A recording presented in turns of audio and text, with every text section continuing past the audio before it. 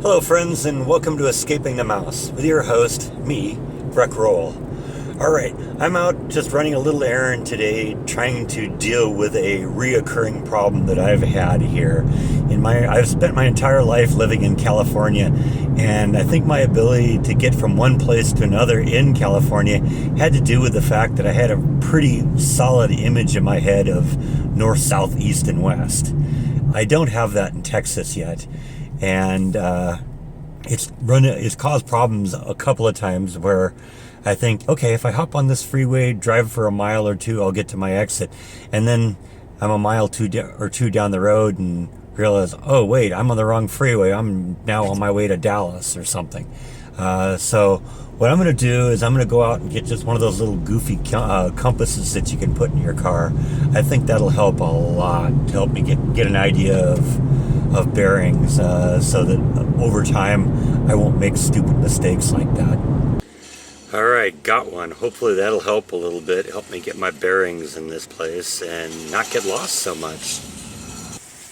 Getting a little bit of a gully washer right now. It's funny, the weather predicted it was only going to be about 30% chance of rain just an hour ago. All of a sudden we're up to 80% chance of rain. Just between you and me, I think the chance is a little higher than that.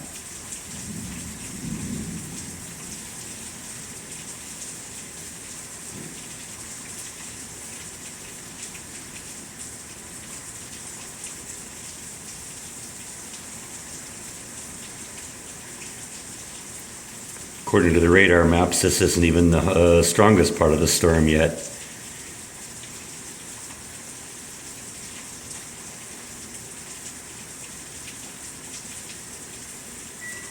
So one of the projects I've been working on today has been dealing with just getting my computers kind of all up to date.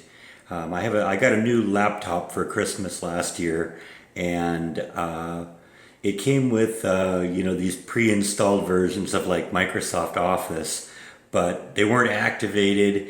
The computer behind me did have Office installed on it, but it was increasingly giving me problems when I would attempt to use the software. Every time I would reboot the computer, it would act like it was the first time that the computer had been turned on since I installed the software, and try and run through this introduction of all the features that were available to me, and certain programs had been deactivated and stuff like that. And it was just really starting to become a problem.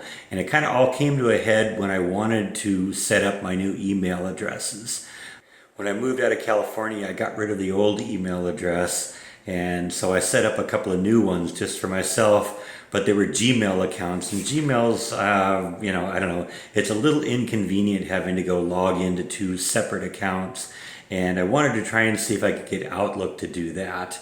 But unfortunately, the free version of Outlook that Microsoft used to release has been discontinued, and you can only get the Outlook through the Office suite now. And so, I did have a legitimate copy of Office that included Outlook, but for some reason it never linked that program in with the rest of the suite, so I was never able to use it without getting these nag screens telling me, hey, this is an unlicensed product. He's like, no, it isn't. I bought it legitimately, but whatever. So I finally said, you know what, I'm just tired of dealing with this.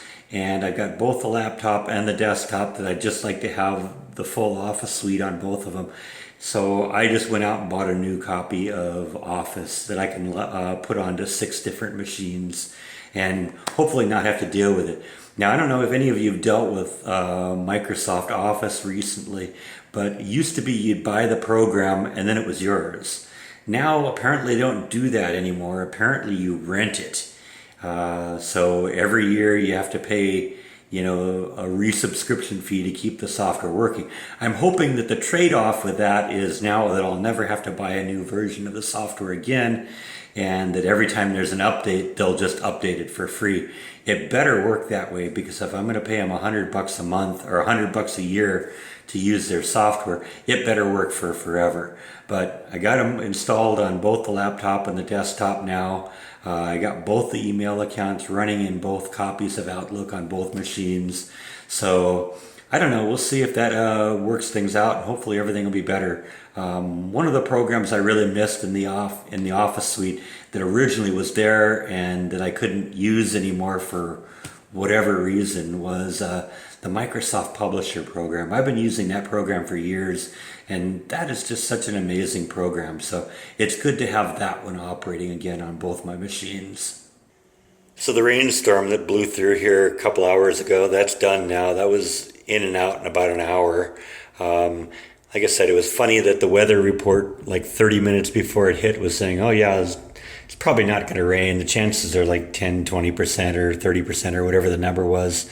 And then over the next hour, I sat there and watched the percentage go up to 50, then 80, then 100%. And it's like, yeah, I know. I was watching the radar. I knew it was going to rain before you knew it was going to rain. But anyway, it was a nice little downpour. It went for about an hour. It was really heavy at times, and then it was kind of gentle, and then it just kind of eased off. I don't know. We'll see. Maybe we'll get more today. But that was fun. Yeah, you can see that storm that came through here a little bit ago and pummeled us a while ago is still pretty powerful. It's moving away. And I see there's another one coming in behind it, but it looks like it's kind of dissolving as it comes in, so I don't really expect a whole lot from that one. I have kind of had to escalate the issue with the bathroom up the scale a little bit. Initially I thought that the problem was local just to one bathroom, and I could avoid the problem just by not using the bathroom. But apparently whatever is the problem is affecting all of the bathrooms. So even if I use the bathroom upstairs, it's causing problems downstairs, because whatever it is that's plugging the drain down there plugs it when the toilet is used upstairs too. And if you use the toilet upstairs too many times, you start backwashing stuff out of the sewer line back into the toilet downstairs. So basically, you know, that's really gross. So anyway, I've gone a little bit higher on the food chain dealing with the issue, and hopefully we can get somebody in here to deal with this real quick. So the maintenance guy is working right now trying to figure out what's going on with my toilet. It appears that there's just probably some sort of plug in the main sewer line. I discovered a little bit ago that if you leave the toilet alone for a while, after 10 or 15 minutes the water will settle on its own. But if you turn on like the water in the sink or use any other toilets, that plugs up and the water begins backing up in the toilet. So that just sounds to me like there's a plug on the main sewer line. And I think the maintenance guy kind of thinks the same thing. He's going to open up the line outside the apartment and see if he can root it out from there. I don't know, hope so. I'm burning incense right now just to kind of cover up the fact that my apartment smells like an outhouse. So I went outside just to kind of see what was going on out there.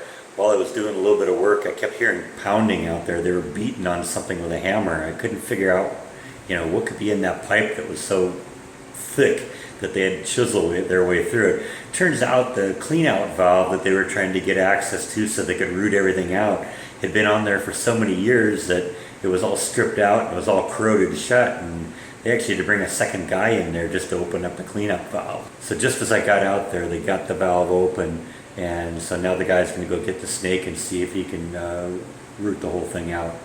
We'll see.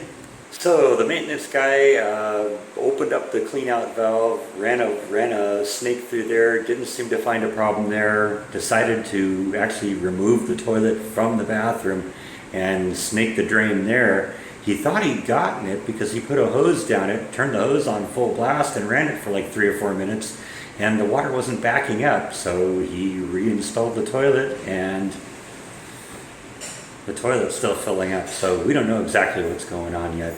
So I guess you'll just have to tune in tomorrow, see what happens. Thank you as always for watching, and I'll see you tomorrow on Escaping the Mouse. Good night.